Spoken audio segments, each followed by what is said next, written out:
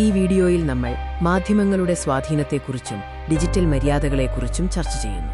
പുരാതന കാലം മുതൽ മനുഷ്യർ ആശയവിനിമയത്തിനായി വിവിധ വഴികൾ തേടിയിരുന്നു. ഇന്ന് ഒരേ സമയം നിരവധി ആളുകളിലേക്ക് വിവരങ്ങൾ എത്തിക്കാൻ ബഹുജന മാധ്യമങ്ങൾക്ക് സാധിക്കുന്നു. അച്ചടിയിൽ തുടങ്ങി ഇന്റർനെറ്റും സോഷ്യൽ മീഡിയയും വരെയുള്ള ഈ വളർച്ച നമ്മുടെ വായനാ എഴുത്ത് ശീലങ്ങളെയും വലിയ തോതിൽ സ്വാധീനിച്ചിട്ടുണ്ട്. അച്ചടി മാധ്യമങ്ങളായ പത്രങ്ങളും മാസികകളും പുസ്തകങ്ങളും ആഴത്തിലുള്ളതും വിശ്വസനീയവുമായ വായനാനുഭവം നൽകുന്നു. വിവരങ്ങൾ സൂക്ഷിച്ചുവെക്കാനും എപ്പോൾ വേണമെങ്കിലും വായിക്കാനും ഇവ സഹായിക്കുന്നു. എന്നാൽ ഇതിലെ ആശയവിനിമയം ഏകദിശയിലാണെന്നത് പ്രത്യേകം ശ്രദ്ധിക്കുക. റേഡിയോയും ടെലിവിഷനും ഉൾപ്പെടുന്ന പ്രക്ഷേപണ മാധ്യമങ്ങൾ ഒരേ സമയം വലിയൊരു ജനവിഭാഗത്തെ സ്വാധീനിക്കുന്നു. വാർത്തകളും വിനോദങ്ങളും പൊതുജനാഭിപ്രായ രൂപീകരണവും ഇവയുടെ പ്രധാന ദൗത്യമാണ്. ഇവിടെയും ഇടപെടലുകൾ പരിമിതമാണെന്ന് കാണാം. ഇന്റർനെറ്റിന്റെ വരവോടെ ഡിജിറ്റൽ മാധ്യമങ്ങൾ രംഗപ്രവേശം ചെയ്തു. വാർത്തകളും വിവരങ്ങളും തത്സമയം അറിയാൻ വെബ്സൈറ്റുകളും ബ്ലോഗുകളും സഹായിക്കുന്നു. ഇവിടെ നിന്നും വിവരങ്ങൾ ആക്സസ് ചെയ്യാനും പരസ്പരം ചർച്ചകൾ നടത്താനും ഇത് അവസരമൊരുക്കുന്നു. സോഷ്യൽ മീഡിയ ഇന്ന് നമ്മുടെ ജീവിതത്തിന്റെ അവിഭാജ്യ ഘടകമാണ്. ചിത്രങ്ങളും വീഡിയോകളും ടെക്സ്റ്റുകളും പങ്കുവയ്ക്കാനും നേരിട്ട് ആശയവിനിമയം നടത്താനും ഇത് വഴിയൊരുക്കുന്നു.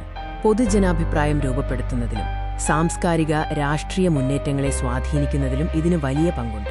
പരമ്പരാഗത മാധ്യമങ്ങളും പുതിയ മാധ്യമങ്ങളും തമ്മിൽ വലിയ വ്യത്യാസങ്ങളുണ്ട്. പരമ്പരാഗത മാധ്യമങ്ങൾ ഭൗതിക രൂപത്തിലുള്ളവയാണ്. അവയിലെ ആശയവിനിമയം ഏകദിശയിലുള്ളതും ഇടപെടലുകൾ പരിമിതവുമാണ്. സമയവും സ്ഥലവും അനുസരിച്ച് അവയുടെ ലഭ്യതയിൽ പരിമിതികളുണ്ട്. അതേസമയം ഡിജിറ്റൽ രൂപത്തിലുള്ള പുതിയ മാധ്യമങ്ങൾ ദ്വിദിശയിലുള്ള ആശയവിനിമയമാണ് സാധ്യമാക്കുന്നത്. ഉപയോക്താക്കൾക്ക് കൂടുതൽ ഇടപെടാനും പങ്കുചേരാനും സാധിക്കുന്നു.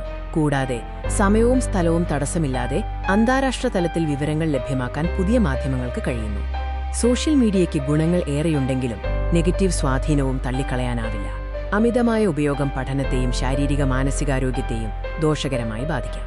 ഇത് വ്യക്തികൾ തമ്മിലുള്ള ബന്ധങ്ങളിൽ അകലം സൃഷ്ടിക്കുകയും സാമൂഹിക മൂല്യങ്ങളിൽ മാറ്റങ്ങൾ വരുത്തുകയും ചെയ്യാം. സാമൂഹികവൽക്കരണത്തിൽ മാധ്യമങ്ങൾ പ്രധാന പങ്ക് വഹിക്കുന്നു. സമൂഹം എങ്ങനെ പെരുമാറണമെന്ന് നമ്മൾ ചുറ്റുപാടുകളിൽ നിന്നാണ് പഠിക്കുന്നത്. സ്കൂളും കുടുംബവും പോലെ മാധ്യമങ്ങളും നമ്മുടെ വ്യക്തിത്വ വികാസത്തെയും മൂല്യങ്ങളെയും തലമുറകളിലേക്ക് എത്തിക്കുന്നതിൽ സഹായിക്കുന്നു.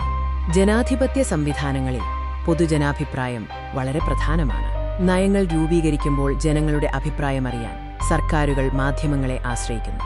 എന്നാൽ ചിലപ്പോൾ പക്ഷപാതപരമായ വാർത്തകളും വ്യാജപ്രചാരണങ്ങളും ജനങ്ങളെ തെറ്റിദ്ധരിപ്പിക്കാൻ കാരണമാകാറുണ്ട്. വ്യാജ വാർത്തകൾ പ്രചരിപ്പിക്കുന്നത് കുറ്റകരമാണ്. IT ആക്ട് 2000 പ്രകാരം ഇത്തരം സൈബർ കുറ്റകൃത്യങ്ങൾക്കെതിരെ കർശന നടപടിയുണ്ട്. അതേസമയം ഹാഷ്ടാഗ് കാമ്പയിനുകൾ പോലുള്ള ഡിജിറ്റൽ ഇടപെടലുകൾ സാമൂഹികവും പാരിസ്ഥിതികവുമായ വിഷയങ്ങളിൽ അവബോധം സൃഷ്ടിക്കാനും ധനസമാഹരണത്തിനും ഉപയോഗിക്കുന്നു. ഉപഭോഗ സ്വഭാവത്തിലും മാധ്യമങ്ങൾ വലിയ സ്വാധീനം ചെലുത്തുന്നുണ്ട്. പരസ്യങ്ങളിലൂടെ ഉൽപ്പന്നങ്ങൾ ജനങ്ങളിലെത്തിച്ച് സാമ്പത്തിക വളർച്ചയെ അവ ഉത്തേജിപ്പിക്കുന്നു. ആളുകൾ എന്തു വാങ്ങണം എന്നതിനെക്കുറിച്ചുള്ള തീരുമാനങ്ങളിൽ മാധ്യമങ്ങളുടെ പങ്ക് വളരെ വലുതാണ്. മാധ്യമങ്ങൾ പലപ്പോഴും ചില സ്റ്റീരിയോ ടൈപ്പുകളെ നിലനിർത്തുന്നുണ്ട്. വംശം, ലിംഗഭേദം, സംസ്കാരം എന്നിവയുടെ പേരിൽ മുൻധാരണകൾ സൃഷ്ടിക്കാൻ ചില സിനിമകളും പരസ്യങ്ങളും കാരണമാകുന്നു. സമൂഹത്തിലെ മനോഭാവങ്ങളെ രൂപപ്പെടുത്തുന്നതിൽ വലിയൊരു പങ്ക് വഹിക്കുന്നു. ചുരുക്കത്തിൽ മാധ്യമങ്ങൾ സാമൂഹിക പ്രശ്നങ്ങൾ പരിഹരിക്കാനും വലിയ മാറ്റങ്ങൾ കൊണ്ടുവരാനും പ്രചോദനമാകുന്നു. എന്നാൽ അവയുടെ ഉപയോഗത്തിൽ നമ്മൾ അതീവ ശ്രദ്ധ പുലർത്തേണ്ടതുണ്ട്. സാമൂഹിക ഇടപെടലുകളിൽ ഉത്തരവാദിത്തമുള്ള പങ്കാളിത്തം ഉറപ്പാക്കാം. സാങ്കേതികവിദ്യയും മാധ്യമങ്ങളും തമ്മിൽ അഭേദ്യമായ ബന്ധമാണുള്ളത്. സാങ്കേതികവിദ്യയിലെ ഓരോ പുതിയ മുന്നേറ്റവും മാധ്യമങ്ങളുടെ പ്രവർത്തന രീതിയിൽ വലിയ മാറ്റങ്ങൾ കൊണ്ടുവരുന്നു. സോഷ്യൽ മീഡിയയും സ്ട്രീമിംഗ് സേവനങ്ങളും ഇതിന് ഉദാഹരണങ്ങളാണ്. വിവരങ്ങൾ കൈമാറുന്നതിലും പങ്കുവയ്ക്കുന്നതിലും ലോകം ഇന്ന് കൂടുതൽ വേഗത കൈവരിച്ചിരിക്കുന്നു. ആർട്ടിഫിഷ്യൽ ഇന്റലിജൻസ്, ബിഗ് ഡാറ്റ, അൽഗോരിതങ്ങൾ എന്നിവ മാധ്യമ ലോകത്തെ വലിയ മാറ്റങ്ങൾക്ക് സാക്ഷിയാവുന്നു.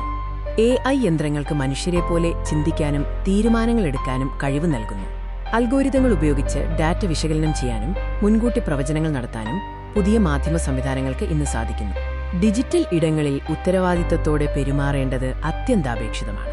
സോഷ്യൽ മീഡിയയിലെ അശ്രദ്ധമായ ഉപയോഗം പലപ്പോഴും അപകീർത്തിപ്പെടുത്തലുകൾക്കും തട്ടിപ്പുകൾക്കും കാരണമാകാറുണ്ട്. ഡിജിറ്റൽ മര്യാദകൾ പാലിക്കുന്നത് ഇത്തരം അപകടങ്ങളെ ഒഴിവാക്കാനും മാന്യമായ ആശയവിനിമയം ഉറപ്പാക്കാനും നമ്മെ സഹായിക്കും. ഡിജിറ്റൽ മര്യാദകൾ പിന്തുടരുന്നതുകൊണ്ട് നിരവധി ഗുണങ്ങളുണ്ട്. ഇത് ഓൺലൈൻ ഇടങ്ങളെ കൂടുതൽ സുരക്ഷിതമാക്കുന്നു, സൈബർ കുറ്റകൃത്യങ്ങൾ കുറയ്ക്കാൻ സഹായിക്കുന്നു. കൂടാതെ ആരോഗ്യകരമായ ആശയവിനിമയത്തിലൂടെ മികച്ചൊരു ഓൺലൈൻ കമ്മ്യൂണിറ്റി കെട്ടിപ്പടുക്കാനും ഇത് വഴിയൊരുക്കുന്നു. മീഡിയ സാക്ഷരത എന്നാൽ ലഭിക്കുന്ന സന്ദേശങ്ങളെ വിമർശനാത്മകമായി വിശകലനം ചെയ്യാനുള്ള കഴിവാണ്. മാധ്യമങ്ങൾ വിവരങ്ങൾ എങ്ങനെ നിർമ്മിക്കുന്നുവെന്നും അവ നമ്മുടെ ചിന്തകളെ എങ്ങനെ സ്വാധീനിക്കുന്നുവെന്നും മനസ്സിലാക്കാൻ ഇതാവശ്യമാണ്. കൃത്യമായ വിലയിരുത്തലുകൾക്ക് മീഡിയ സാക്ഷരത അത്യന്താപേക്ഷിതമാണ്. ഡിജിറ്റൽ സാക്ഷരത എന്നാൽ സാങ്കേതികവിദ്യയെ ഫലപ്രദമായി ഉപയോഗിക്കാനുള്ള അറിവാണ്. കമ്പ്യൂട്ടർ ഉപയോഗം, ഇന്റർനെറ്റ് സർഫിംഗ്, ഓൺലൈൻ ഉള്ളടക്കങ്ങളുടെ വിശ്വാസ്യത പരിശോധിക്കൽ, സൈബർ സുരക്ഷാബോധം എന്നിവയെല്ലാം ഇതിൽ ഉൾപ്പെടുന്നു. ഇന്നത്തെ ഡിജിറ്റൽ ലോകത്ത് ഇത് ഓരോരുത്തർക്കും വളരെ ആവശ്യമാണ്. ഇന്നത്തെ വീഡിയോയിൽ നാം മാധ്യമങ്ങൾ സമൂഹത്തെ എങ്ങനെ സ്വാധീനിക്കുന്നു എന്ന് മനസ്സിലാക്കി. സാങ്കേതികവിദ്യയിലെ മാറ്റങ്ങൾ, ഡിജിറ്റൽ മര്യാദകൾ, മാധ്യമ സാക്ഷരത എന്നിവയെക്കുറിച്ചുള്ള അറിവ് ഉത്തരവാദിത്തമുള്ള ഡിജിറ്റൽ പൗരന്മാരാകാൻ നമ്മെ സഹായിക്കും. വിവരങ്ങളെ തിരിച്ചറിയാനും സുരക്ഷിതമായി ഉപയോഗിക്കാനും നമുക്ക് ശ്രദ്ധിക്കാം.